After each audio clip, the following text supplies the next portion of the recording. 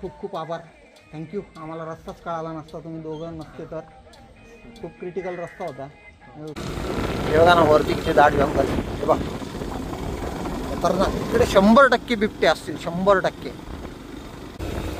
कारण की हा पेठचा जवळचाच एरिया आहे आणि इकडं आहे जंगल. जंगल काय आहे, जंगलच आहे. जंगल सारखा एरिया म्हणत होतो मी, हे जंगलच आहे सगळं.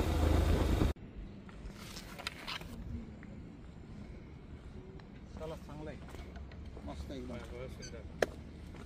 काय करायचं आता, वय आहे तितक्यात करून टाकायचं, नंतर म्हातारपणी एकदम.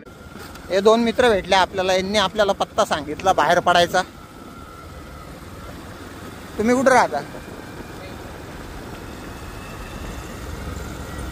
नमस्कार मित्रांनो, कसे काय, मजेत ना? फिरताय ना? फिरायलाच पाहिजे, जग खूप सुंदर आहे. आपण बाईक राईडला निघालो आहोत. मिलिंद सर आणि मी थोडं लेट निघाला असल्या कारणामुळे आपण जेवण बाहेरच करतोय. आणि समोरचा व्ह्यू चेक करा मित्रांनो तुम्ही. सुंदर असा व्ह्यू आपल्याला समोर बघायला मिळतो. आणि पुढचे नजारे तर अजून याच्यापेक्षा भारी असणार आहे. चला तुम्ही पण आमच्या सोबत बाईक राईडला. जेवण झाल्यावर निघू आपण, भेटूया पुढे. या हॉटेलला आपण आत्ता जेवण केलं. मला एक इंटरेस्टिंग गोष्ट दिसली म्हणून मी कॅमेरावर काढला. क्या बात आहे. चला निघूया आता. मित्रांनो आपण हॉटेलवरून एका सुंदर अशा लोकेशनला आलेलो आहे. एक 360 व्ह्यू देतो मी तुम्हाला, व्ह्यू चेक करा. अजून वरती जायचं होतं आपल्याला, पण तिथं गायी उभ्या आहेत.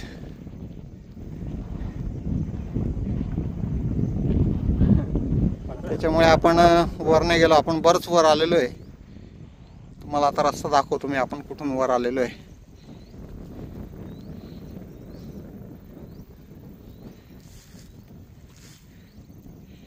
खाली आपल्या तिकडे गाड्या लावलेल्या आहेत.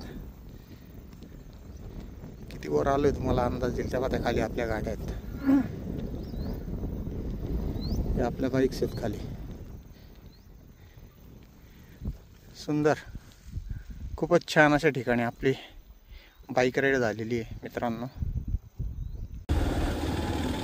मित्रांनो वरच्या स्पॉटवरून आपण थोडं खाली व्हॅलीमध्ये उतरलेलो आहे. छोटे छोटे रस्ते आहेत, एकदम सिंगल रोड आहे. एक 4 व्हीलर जाईल एवढा रस्ता आहे फक्त. आणि इकडे मी या रस्त्यावर तरी कधीच आलेलं नाही आहे. आणि सुंदर असा व्ह्यू, आजूबाजूला सगळीकडे ग्रीनरीच ग्रीनरी आहे. मस्त व्ह्यू बघायला मिळतोय. लांबपर्यंत नजर जाईल तिकडे डोंगरच डोंगर आहेत. थोडेफार मध्ये वरतून आपल्याला जो आपण टॉपवर होतो तिथून आपल्याला एक 50-100 घरांचा व्ह्यू मिळाला होता फक्त मध्ये. आता आपण जिथं खाली उतरलोय तिथे. आणि लांबपर्यंत जेवढेपर्यंत आपली नजर जाईल तेवढ्यापर्यंत फक्त डोंगर दिसतात आपल्याला. वरून जे दिसले होते व्ह्यूज, आणि खालून पण तसंच काहीतरी वाटतंय. आणि असा सिंगल रोड आहे. आणि या रस्त्यावरून आपण कुठेतरी नाशिकला निघणार आहोत असं विचारत विचारत आपण आता मिलिंद सर त्यांना पण विचारत आहे बघा पुढे त्या पोरांना. तर आपण विचारत विचारतच चाललेलो आहे.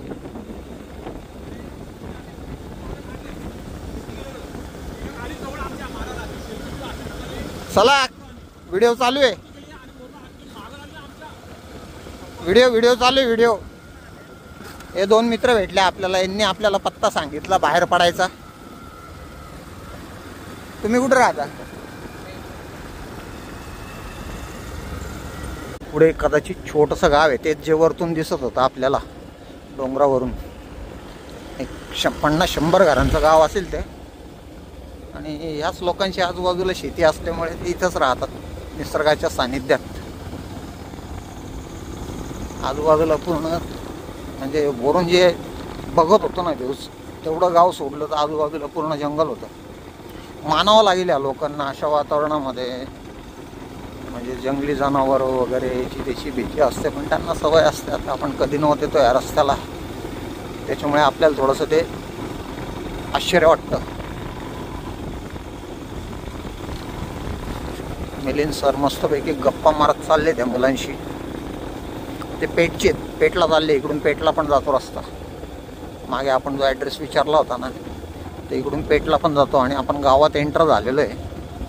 हे छोटंसं गाव ते वरतून दिसत होतं.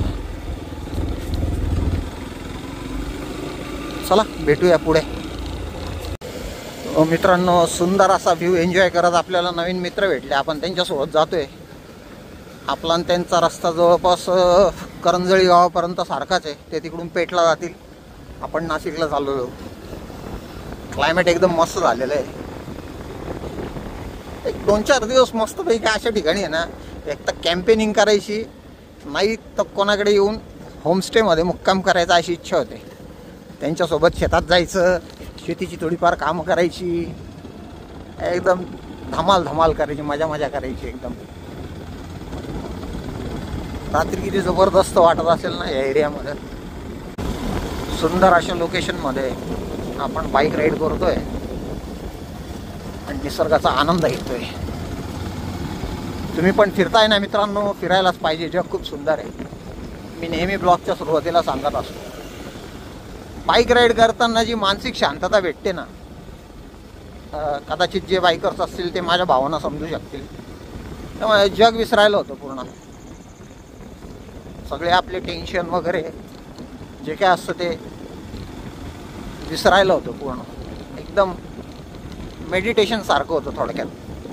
कोणाला मेडिटेशन करून शांतता मिळते, कोणाला बाईक राईड करून मिळते, कोणाला कारमध्ये फिरून मिळते. प्रत्येकाचे वेगळे चॉईस असतात. त्यानुसार तो निसर्गाचा किंवा मानसिक शांततेचा आनंद घेत असतो. हे बघा ना, वरती किती दाट जंगल. हे बघा, तर ना इकडे 100% बिबटे असतील, 100%. या अशा रस्त्यांवरून जायला संध्याकाळच्या वेळेस पण हवा टाईट होईल. 2 व्हीलरवर जायला असे रस्ते आहेत. इथल्या लोकल्स जे आहेत राहणारे त्यांनाच माहिती आहे इथून किती वाजता जायचं आणि किती वाजता यायचं, किंवा कितीच्या आत परत घरी जायचं. असे रस्ते ते. इकडे बघा ना, मी मगाशी काहीच चुकीचं नाही म्हटलं. इकडे बघा, मी राईटला आता कॅमेरा फिरवतो. सगळं पूर्ण जंगल, काहीच नाही. जिकडं नजर जाईल तिकडं दाट एकदम.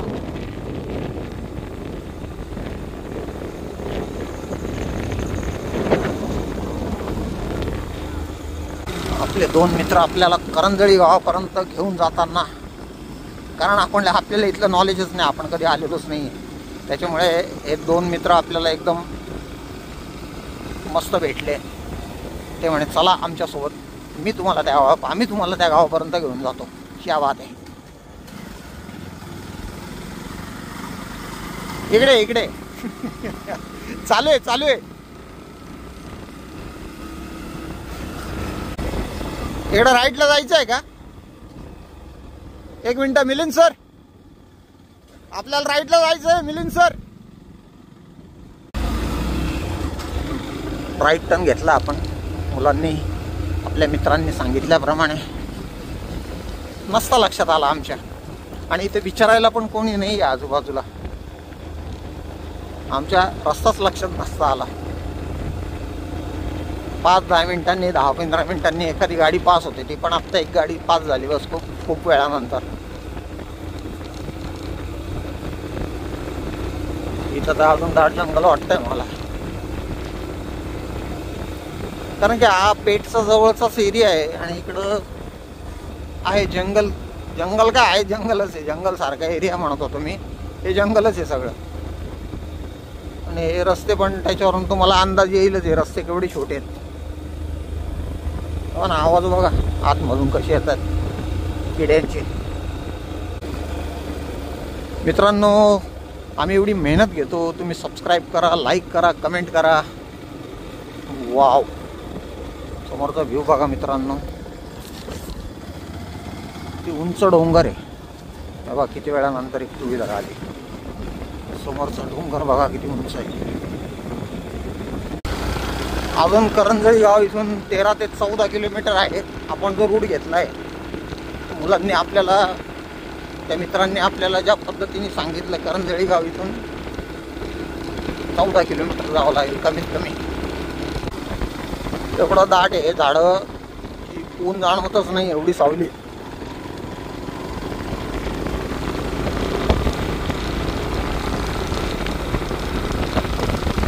थोडं पुढे आल्यानंतर आपण परत कॅमेरा ऑन केला.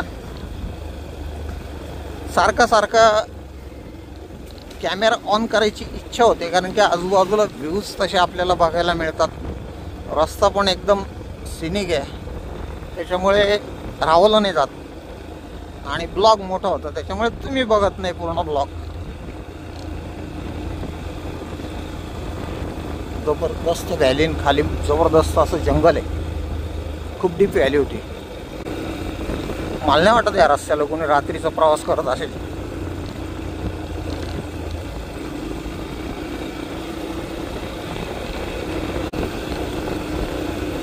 कुठेतरी चहा प्यायला थांबू आपण मस्तपैकी, पण चहाचं ठिकाण येईल तर थांबू.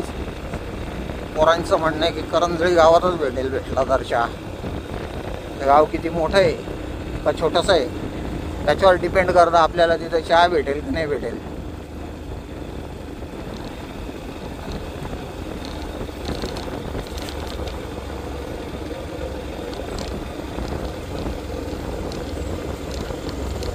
रस्ता खराब पण आहे आणि एकदम स्लोप पण आहे.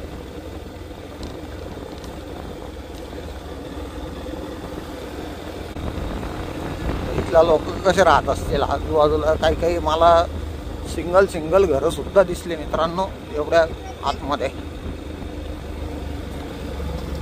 अर्थात ते खूप त्यांना सवय झालेली आहे या सगळ्या गोष्टींची. आपण कधी नव्हत येतो, त्याच्यामुळे आपल्याला सगळे भीतीदायक वाटतं. किती वेळानंतर गाडी आली बघा. जाताना तर आमच्या मागून एकही गाडी आलेली नाही आहे. आम्ही तिघच चालतोय कधीचा. 3 गाड्या चालतात आपल्या. हे 2 मित्र आपल्याला भेट. आत्ताही गाडी आली मोठी, पण येताना आली, जातानाची एक पण नाही आलेली. ते बहुतेक पेठला जाणार आहे. हा शॉर्टकट आहे. पेठला जाणार आहे ना, पूर्ण नाशिकवरून फिरून येण्यापेक्षा हे पोरं पण आहे ना पेठला चालले या रस्त्याने. म्हणजे हा बहुतेक शॉर्टकट पडत असेल पेठला जाण्यासाठी, म्हणून या लोकांना हा रस्ता माहिती आहे. मध्ये रस्ता चांगला आहे, मध्ये खड्डे आहेत. मित्रांनो, आपल्याला 2 मित्र भेटले होते, आपल्याला इथपर्यंत घेऊन आले. त्यांचे खूप आभार. थँक्यू. आम्हाला रस्ताच कळाला नसता, तुम्ही दोघं नसते तर. खूप क्रिटिकल रस्ता होता. तुमचं या गावाचं नाव काय आहे? कोहर. याच गावाला राहता आणि त्यांचा इथपर्यंतचा प्रवास होता. आपल्याला पुढचा तर रस्ता सांगतील. आता इथून निघूया पुढे, त्यांना टाटा बाय बाय करून. चला येतो, बाय. मित्रांनो, आपण करंजळी गावाच्या जवळपास पोचतोय. 8 ते 9 किलोमीटर आता उरलंय करंजळी गाव. आणि ते जे 2 मित्र होते त्यापैकी एक त्या कोहर गावाला उतरला आणि हा मित्र आपल्यासोबत पुढे येतोय. याचं गाव पुढे. मला असं वाटलं ते दोघं त्याच गावाला राहतात. रस्ता खराब आहे.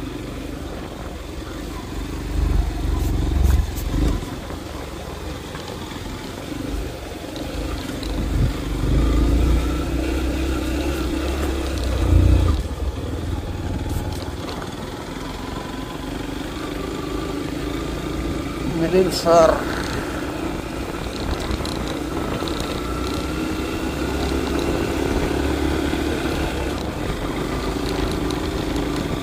मिलिंद सरांच्या बर्गमॅनचे टायर अपग्रेड केल्यामुळे त्यांना खूप बेनिफिट होतो त्याचा. आता कंपनीकडनं जे टायर येतं ना, तर रोड टायर आहे रेग्युलर.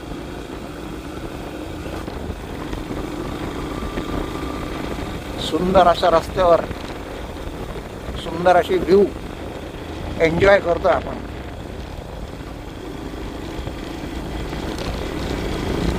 तर या पुढच्या गावावरून नाशिकला कसं जायचं तो दादाच सांगेल आपल्याला. बहुतेक हे पेठचंच करंजळी गाव आहे का काय कळत नाही. तो मला कन्फ्युजन होत आहे. ते एक जण म्हणे नाही पेठचं नाही आहे, पण आपण पेठच्याच एरियात फिरतोय जवळपास. पेठ इथून खूप जवळ आहे. मित्रांनो, करंजळी गावाला अजून आपण पोहोचलेलो नाही आहे. एक 4-5 किलोमीटर बाकी असेल कदाचित, किंवा 3-4 असेल.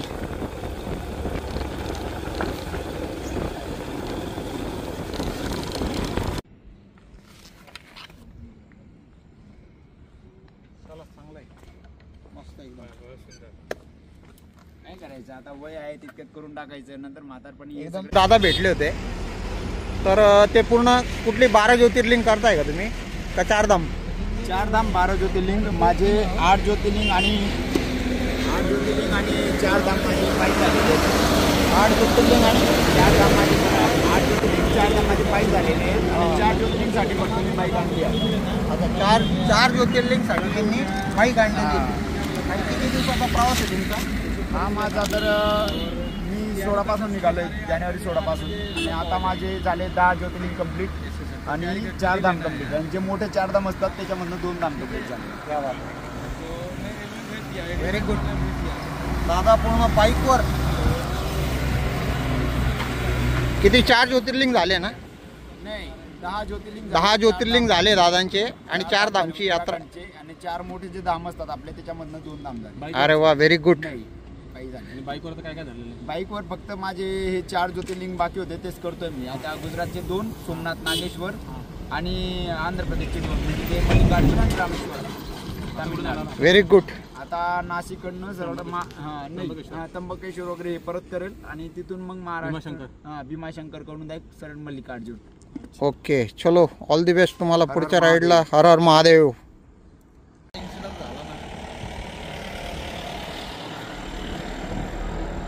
मित्रांनो, कसा वाटला आजचा व्हिडिओ कमेंट बॉक्समध्ये नक्की कळवा.